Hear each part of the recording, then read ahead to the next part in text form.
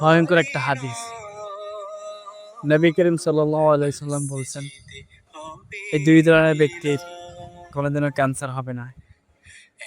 এক, ফজরের নামাজ পড়া ব্যক্তি। দুই, ফজরের পরে না ঘুমানো ব্যক্তির। আপনি যদি জেনে থাকেন তাহলে অবশ্যই ভিডিওটি শেয়ার করে দিন। আপনার জন্য আপনার মুসলমান আমল করতে পারবে। তো দিনের খাতিরে ভিডিওটা শেয়ার করে দিন। আমাকে যখন হাসরের মাঠে তোলা হবে, তখন আল্লাহ ফেরেশতাদের বলবে, দেখো ওর কি আমল আছে। তখন ফেরেশতারা বলবে, আল্লাহ তার তো কোনো আমল নেই, সে তো কোনো আমল করে নাই জীবনে। তখন আমার মুখ খুলে দেওয়া হবে, তখন আমাকে জিজ্ঞেস করা হবে, তুমি কেন করো না আমল? তবে কি আমি সুযোগ দিই নাই? তোমাকে আমি নামাজ পড়ার সুযোগ দিই নাই? কেন পড়ো না?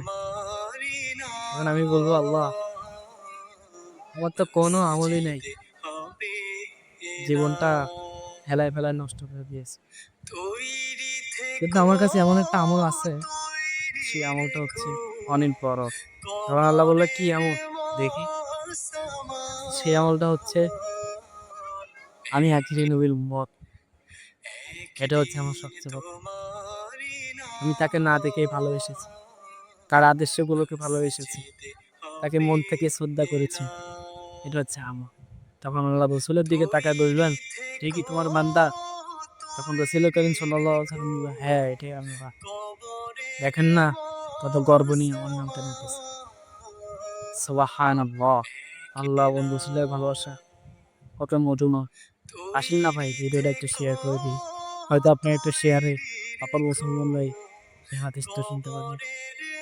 যারা বলেন নামাজ পড়ার কথা বললে আজকে বলবো না, কালকে পড়বো না, বসে যারা এই ধরনের অজুহাত করে দেন, ভাই আপনাদেরকেই বলি, এই অজুহাত গুলো দেওয়ার আগে অবশ্যই কবরস্থান থেকে ঘুরে আসতে,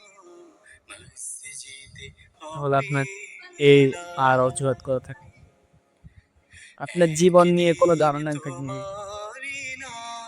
আপনার সেন্স আর দিনের পথে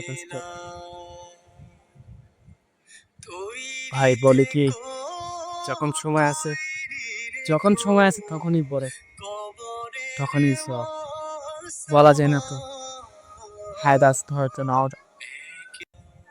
আসুন আমরা নামাজটা পড়ি এবং ভিডিওটা প্রচুর মানুষের কাছে শেয়ার করে। আপনার একটা শেয়ারের কারণে হয়তো লাখো কোটি মানুষ এই আমলটা করতে পারে, এই শিক্ষাটা নিতে পারে। আমি একজন ছোট মানুষ, প্লিজ ভিডিওটা শেয়ার।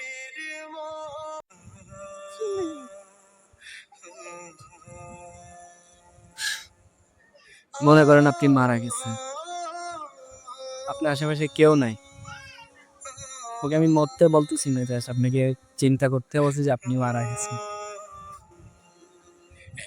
তখন আপনি কি করবেন?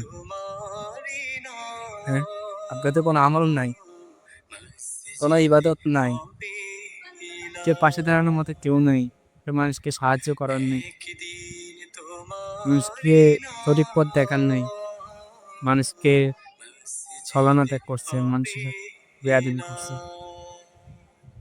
কি হবে যদি হুট করে চলে যান? কারো বিশ্বাস আছে?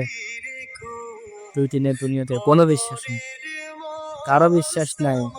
কে বাঁচবে আপনাকে? আপনার নেতা, মন্ত্রী, মিনিস্টার, কেউ বাঁচতে হবে, একমাত্র আল্লাহ ছাড়া আপনাকে কেউ বাঁচাতে হবে। তাহলে কিসের দুনিয়া, কিসের আখিরা? আসেন না, আখির জীবন নিজের কবরের জন্য করি। দুনিয়াতে সবাই আপনার জন্য থাকে, কিন্তু আখিরাতে কেউ আপনার জন্য থাকে। আসেন ভাই, আজকে পবিত্র জুমাবার, সবাই নামাজটা আদায় করে আসি এবং মুসলিমদের মাঝে আমার ভিডিওটা শেয়ার করে দিই, যে সবাই এই হাদিসটা শুনতে পারে, জানতে পারেন।